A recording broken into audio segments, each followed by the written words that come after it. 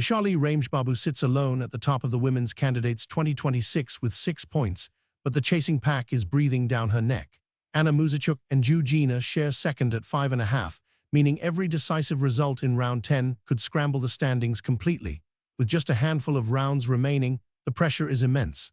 Today, we are covering the game that kept the tournament wide open. A grinding battle that took a shocking twist in the endgame.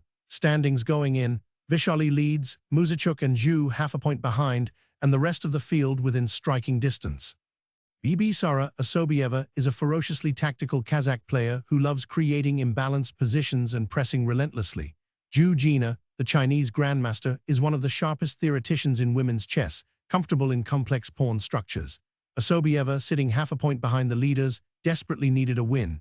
Zhu, already at 5.5, was chasing the top spot and could not afford carelessness. The semi-Slav defense arises after d4. Nf6, c4, e6, nf3, d5, and nc3, with black's signature move c6 bolstering the center. This is one of the most deeply analyzed openings in modern chess, favored by players like Vladimir Kramnik and Peter Liko. It leads to rich middle games where both sides fight for central control and piece activity, with black aiming for counterplay on the queen side and white typically seeking central or kingside initiative. White opens with the queen's pawn, staking an immediate claim on the center and signaling intent for a strategic battle. Black responds with knight to f6, a flexible developing move that pressures the e4 square and keeps multiple opening options open.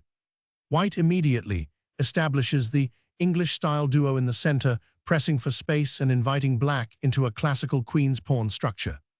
Black solidifies the center with e6, a move that reinforces d5 and opens the diagonal for the dark-squared bishop. White develops the knight to f3, adding pressure on d4 and e5 while keeping the position flexible before committing the light-squared bishop. Black stakes out the center with d5, establishing the classical queen's gambit tension and forcing white to declare intentions. White develops the knight to c3, defending the c4 pawn and adding central influence, steering toward queen's gambit-style play. And now c6 completes the semi-Slav tabia, creating the characteristic pawn chain on c6 and d5 that defines this opening's strategic identity. White pins the knight on f6 with bishop to g5, one of the most ambitious responses to the semi-Slav. This is the Moscow and anti-Moscow territory, a battleground famously explored in Kasparov's matches against Kramnik. Black challenges the bishop immediately with h6, asking white to declare intentions.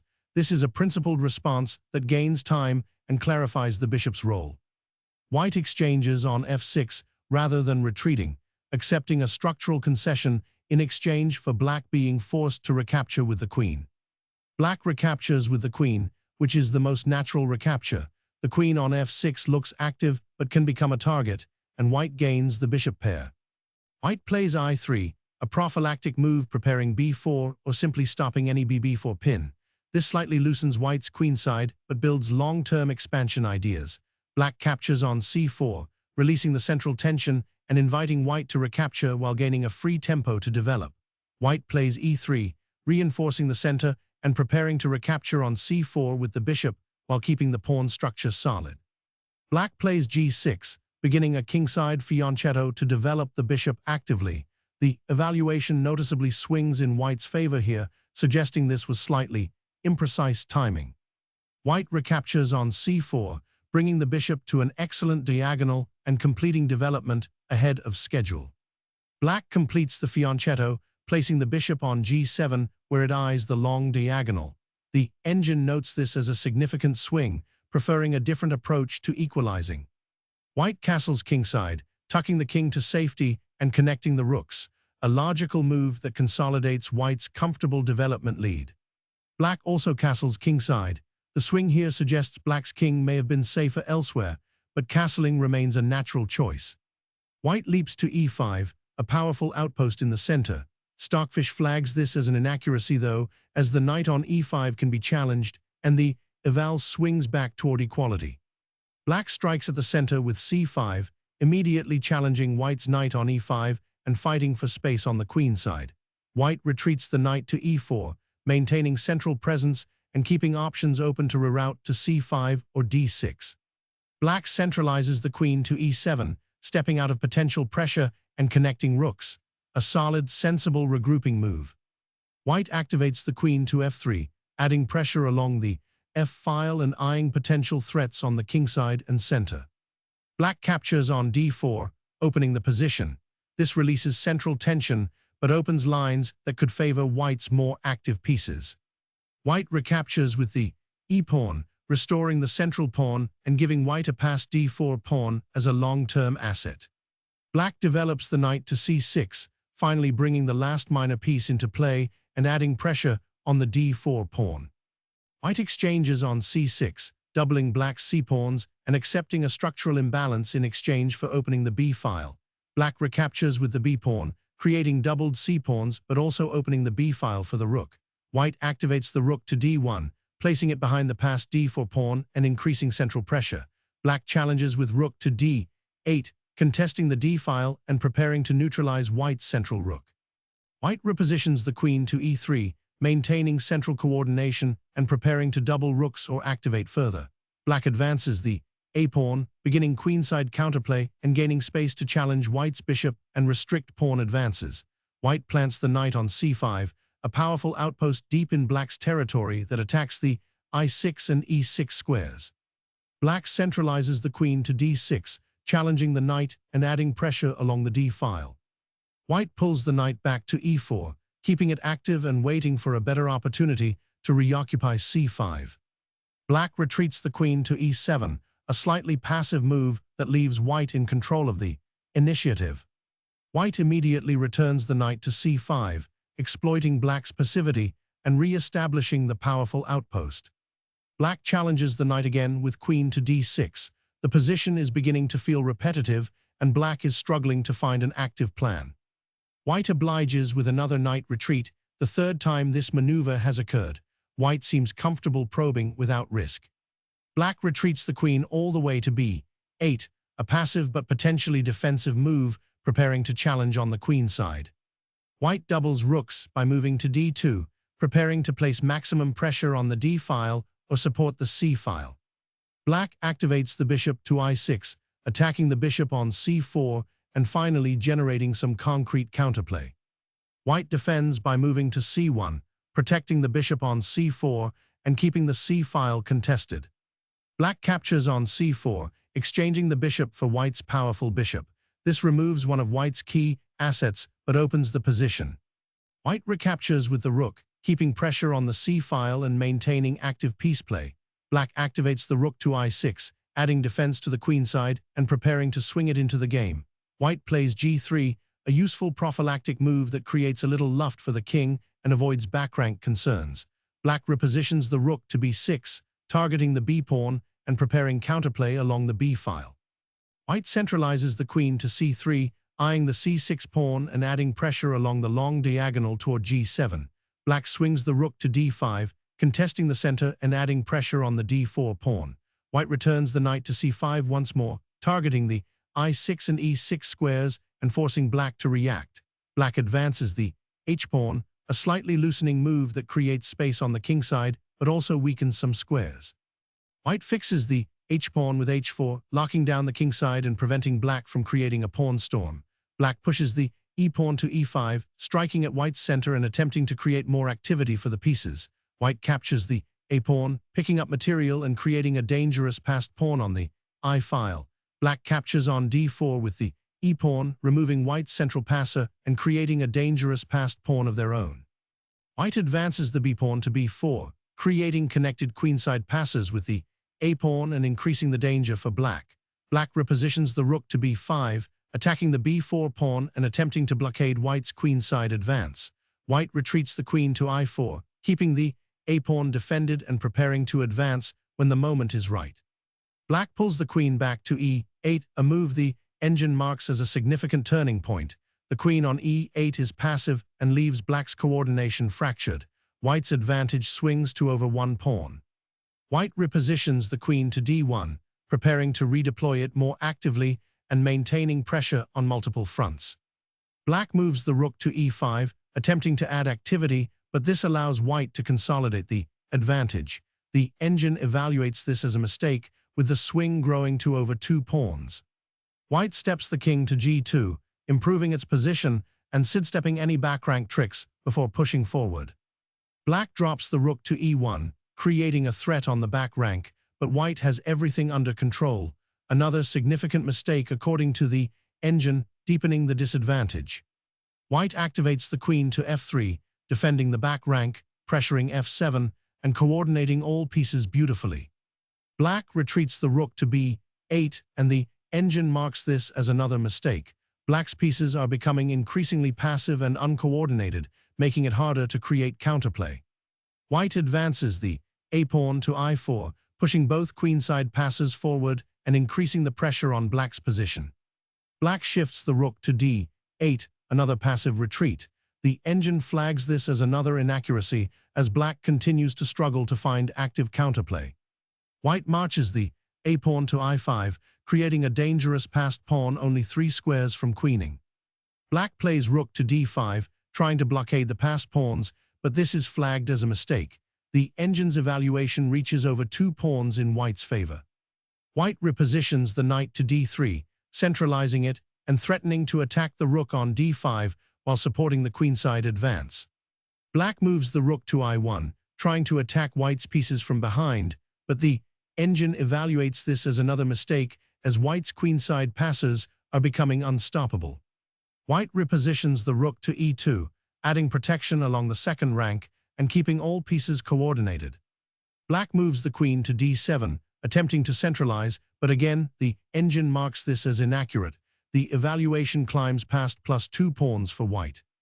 White doubles rooks on the c-file with rec2, building enormous pressure on the c6 pawn and preparing to invade. Black swings the rook to i3 to attack the knight, but the engine sees this as another inaccuracy, as white's material advantage continues to grow. White captures the c6 pawn, winning material and leaving black with shattered pawns and a hopeless position. Black counterattacks with rook to c3, but this represents a massive swing of 5 full pawns, as white now has a completely winning position.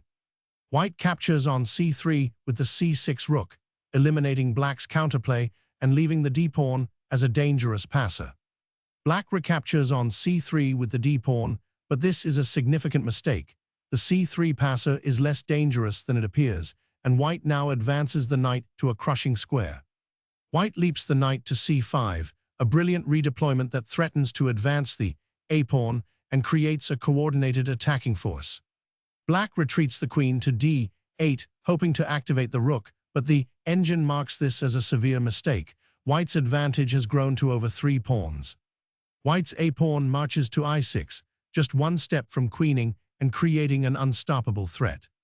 Black drops the rook to d1 with a check, a desperate attempt to create chaos, but this is another mistake, as the engine evaluation exceeds +3. White sidesteps with the knight to b3, blocking the rook's check and defending the c1 square. The evaluation here temporarily drops slightly, as white needed more precision. Black attacks the knight with rook to d3, but again, the engine flags this as a mistake, as white can simply continue the queenside advance. White centralizes the queen to e4, defending the knight on b3 and setting up threats against black's king. Black pushes f5, trying to challenge the queen on e4 and create some kingside activity, but this represents another inaccuracy in a very difficult position. White redeploys the queen to b7, adding pressure on the back rank and threatening to advance the a-pawn. Black moves the rook to d7, blocking the queen's attack on the back rank and trying to slow the queenside advance. White shifts the queen to c6, maintaining the attack and forcing black to constantly react. Black challenges with rook to d6, attacking the queen on c6 and trying to exchange queens, another inaccuracy in a lost position.